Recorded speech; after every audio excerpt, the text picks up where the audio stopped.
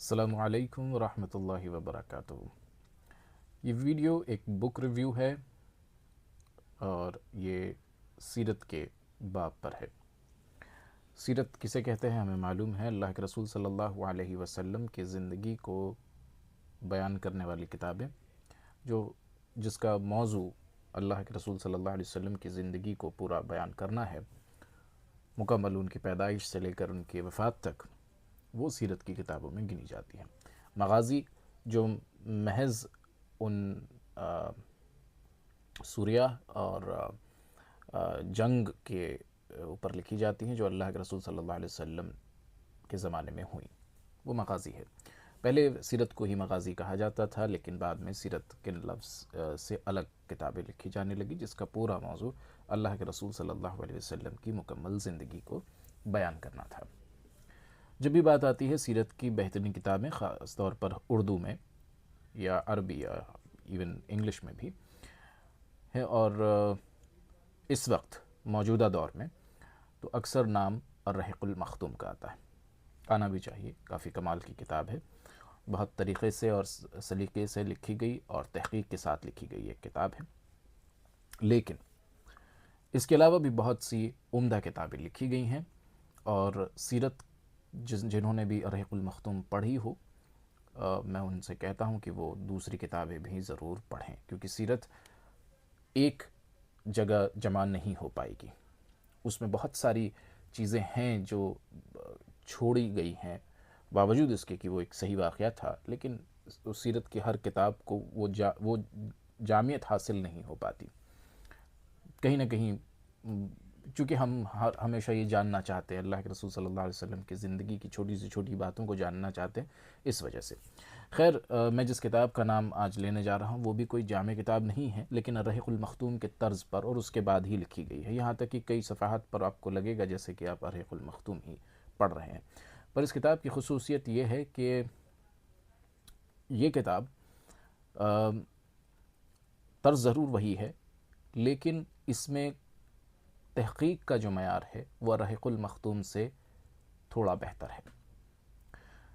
یہ کتاب لکھنے والے ایک عالم ڈاکٹر لقمان سلفی رحمہ اللہ، جن کے وفات 2020 میں ہوئی تھی، ایک بڑے عالم گزرے، اور ان کا مدرسہ بھی ہندوستان میں بہار میں چمپارن کی طرف چلتا ہے آج بھی، اور یہ سعودی میں زیادہ مقیم رہے۔ ان کی یہ کتاب جو سب سے زیادہ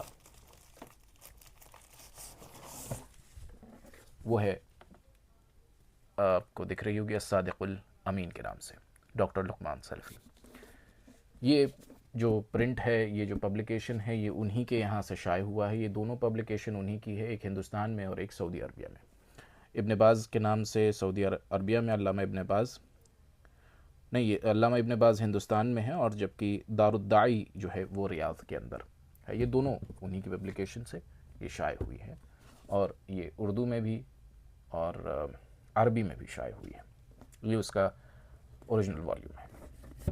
اس کتاب کی خصوصیت یہ ہے کہ اگر میں وقت کی بات کروں تو یہ پبلیکیشن ایک کافی فورن لگتا ہے، بیرونی جو ہے اس طرح لگتا ہے جیسے کہ آپ اکثر باہر کی عربی کتبوں میں دیکھتے ہیں، اور یہ اسی طباعت پر کوشش کی گئی ہے چھاپنے کی۔ یلو پیجز ہیں، پیجز کافی پتلے ہیں لیکن برے نہیں ہیں، اور آپ کو یہ ہندوستان میں مل جائے گی، کسی بھی سلفی مکتبے سے ہی آپ یہ خرید سکتے ہیں۔ اس کی بہترین بات یہ ہے کہ جیسا میں نے کہا کہ الرحیق المختوم آپ نے اگر پڑھی ہے تو الرحیق المختوم میں کی تحقیق کا ایک معیار ہے، اور اس کتاب کا اپنا ایک معیار ہے، اور یہ معیار جب آپ پڑھیں گے تو آپ کو پتہ چلے گا کہ الرحیق المختوم سے اس کا تحقیقی معیار تھوڑا زیادہ ہے، یہ بہتر ہے اس سے تحقیق کے معاملے میں، ورنہ جو طرز ہے اور جو طریقہ ہے وہ بالکل یکساں ہے، زیادہ الگ نہیں ہے۔ ٹھیک ہے، تو جو بھی الرحیق المختوم پڑھتے ہیں، میں کوشش کرتا ہوں، لوگوں کو ہمیشہ یہ سجیسٹ کرتا ہوں کہ پہلے الرحیق المختوم کے پڑھنے سے پہلے آپ الصادق الامین پڑھ لیں، یا آپ الرحیق المختوم کے علاوہ کسی اور کتاب کو پڑھنا چاہتے ہیں تو الصادق الامین پڑھیں۔ یہ کافی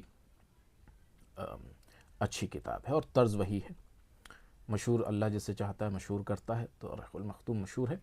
صادق الامین بھی جو سیرت پڑھتے ہیں پڑھاتے ہیں ان کے بیچ میں بھی یہ مشہور کتاب ہے۔ اس کے بارے میں مزید آپ کو کیا بتاؤں، چونکہ جیسا میں نے کہا یہ بالکل رحیق المختوم کے طرز پر ہے۔ اس کی شروعات بالکل وہی عربک پینسولا کے بارے میں بیان کرتے ہوئے، اس سے پہلے تھوڑا سا دوسرے عرب آبادیوں اور ان کی عمارتیں ہیں، وہی نقشے وغیرہ دیے گئے ہیں جیسے کہ رحیق المختوم میں دیے جاتے ہیں، اور اس کے طرز وہی ہے۔ کئی جگہ باتیں بالکل یکساں ہیں، کچھ الگ نہیں لکھی گئی ہیں، لیکن جیسا میں نے کہا اس کی جو سب سے خاص خصوصیت ہے وہ ہے اس کی تحقیق۔ عقیدے کی بات کو خیال رکھا گیا ہے اس میں، اور کوشش کی گئی ہے زیادہ صحیح مراجع سے کی طرف اس میں مطلب کتابیں جو ہیں جو زیادہ سلف کے نزدیک قبول ہے، علماء کے نزدیک جو قبول کتابیں ہیں ان میں سے اس لیا گیا ہے، کوشش یہ کی گئی ہے، جو تھوڑا مشکل ہوتا ہے ہر خاص طور پر سیرت کے اس میں، پر اس میں کوشش کی گئی ہے۔ اگر آپ پڑھیں گے تو انشاءاللہ فائدہ ہوگا۔ جزاک اللہ خیر، السلام علیکم ورحمۃ اللہ۔